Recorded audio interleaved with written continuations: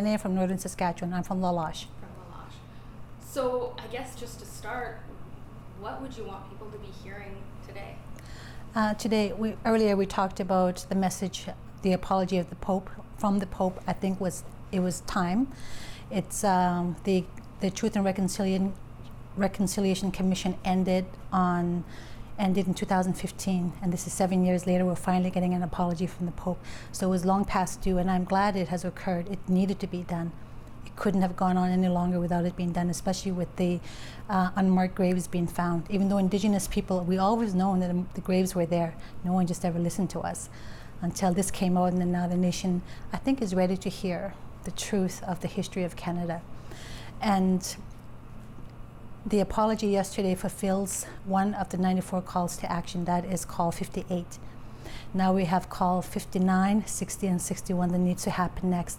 And I hope that's what comes out of this visit from the Pope, and that the rest of the Catholic congregations, all other Christian churches, are educated on the history of what Christianity has done, in the name of Christianity, has done to Indigenous people across this country.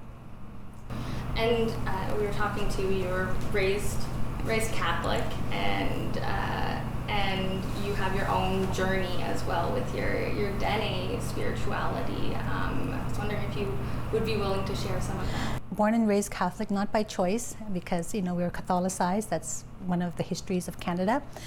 And my mom is a devout Catholic. That's why we come here every year for her, because it's important to her, and we make sure that she gets here each year. She's 92 years old. And we come here because this is a place that brings her healing.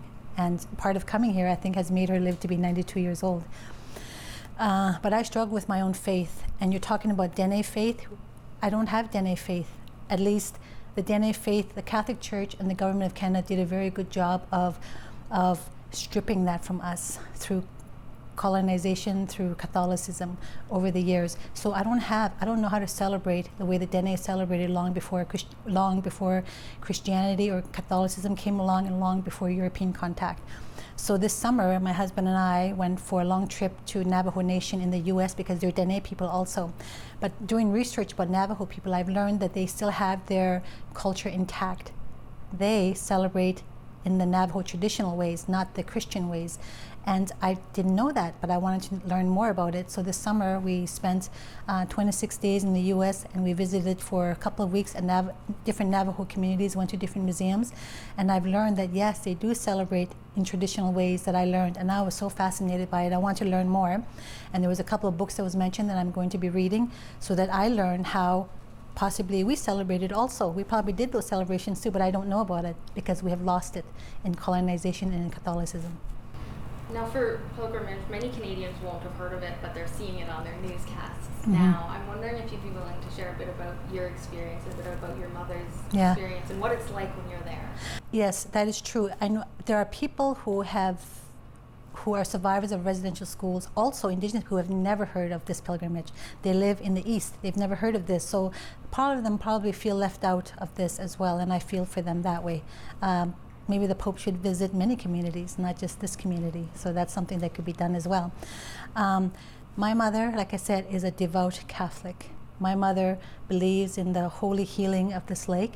She comes every year. She makes sure that we walk her into the lake. She sits, she does her prayers, and she blesses herself. She anoints her body for healing, and she's 92 years old. So we feel like it's working because she truly believes, because faith and healing comes from the true belief of something.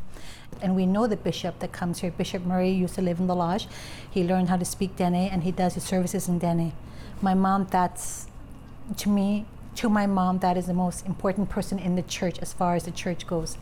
So no, she's okay not going to the service with the Pope right now. She's fine with that. So you guys are sitting that one out? We're sitting that one out. Yeah, that's a lot. Yeah. Not only that, she's old, like I said, and she has a lot of health issues. For us to get on the bus, that's something we were not happy about. It's the coordination of, they didn't make it easy for people to access. People are coming for hundreds and thousands of miles to come see, who do come here every year anyways.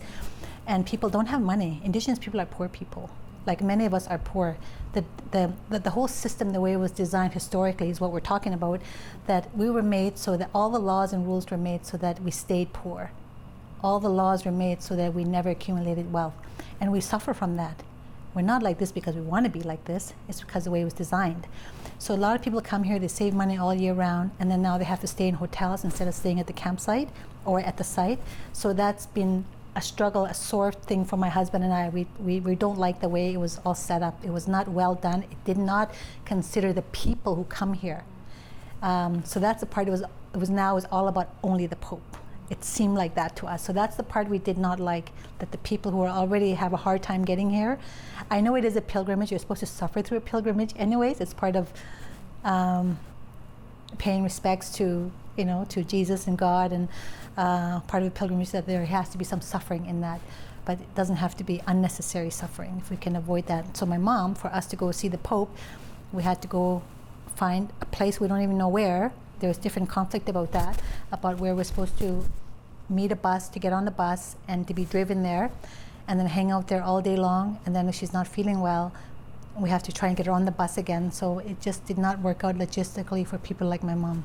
For you as well, moving forward, knowing more of your Dene, do you think there will be a role for Catholicism in your future?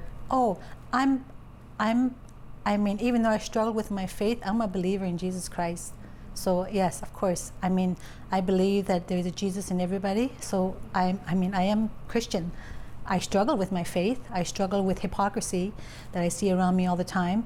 But no, I can't say that I'm a devout Catholic because of so much going on that I need to reconcile that, and that's a journey for me. So the Pope's visit is not going to fix everything, but it's a journey to see what happens next, to see what the people that I work with, the people I live with around me that are white people, I live in a white community, to see how things change, see how this visit will affect, see what the church does to help educate all of their congregations, whether they have Indigenous members or not. And that falls back to, we don't have to reinvent the wheel. We can just refer to the 94 calls to action. All the heavy, big work was already done for us. And the words are there, and the how-to is already there. We don't need to go search for more. We just follow calls 59. We did 58, it was the apology, 59, 60, and 61 about how to create curriculum and educate people across Canada and Christian. In light of the world attention that this has brought, do you think overall people now will understand, and will this have a positive and ongoing impact globally? Absolutely. I have to believe that. I absolutely I have seen people in my own life, like you say, the light bulb switch. I've experienced that with people. I experienced that just today with the ladies down the street. They have a vending machine there, they have a tent there, they were talking. I was not part of the conversation, but I could hear them talking about why people are here and about the Pope apologizing. I could hear them trying to educate each other. They didn't know a lot. I could hear it, and I just interrupted and I said, hey, can I give you some feedback on that? They were happy to. And I taught them about the 94 calls to action, Truth and Reconciliation, when it was done, the years and why, and about United Nations vote in 1982, and four countries voted against giving Indigenous people rights across the world. And the 4 countries that voted against were Canada, United States, New Zealand, and Australia, with the highest population of Indigenous people. But it was a majority rule, so they had to accept it. So I taught her that. I taught them that. I taught them about the orange shirt movement, the red dress movement, and about the moose hide movement. They didn't know any of that. I taught them about Channing Wenjack story. You know about that? Secret Path? Gordon Downey, the tragically hip singer. Mm-hmm. Do you know about him writing the book about Channing Wenjack? It was the kid who froze to death. Yes. So I taught them about that. So, and they were ready. They listened, and I could see the light bulb, just like you're talking about. I could see the light bulb in their eyes going off, and it was a sparkle.